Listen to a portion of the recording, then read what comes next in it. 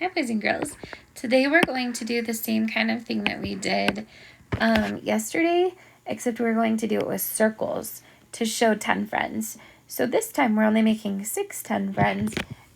So we're going to do them together, and then on the next page we'll have some more practice. So let's do the first problem. Let's do 2 red circles and color the rest of them yellow. So if I have 2 reds, let's see how many yellow ones I would have.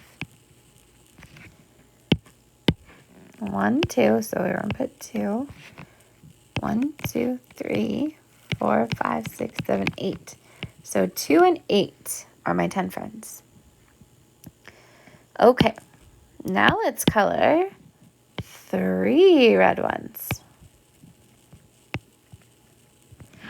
So if I had 3 red, how many would be yellow? What are the 2 10 friends?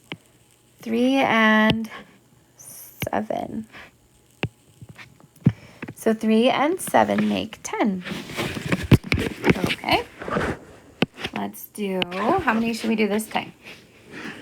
Let's do 4, just because I love these patterns. 4. So if I have 4, I'm going to color the rest of them yellow. And what is that? 4 plus 6.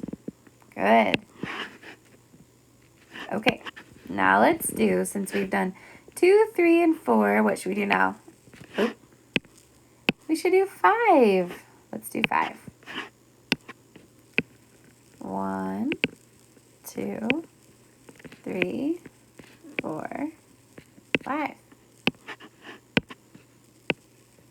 And 5 yellow like this. So what do I have? 5 and 5. Okay. Now, should we do 6?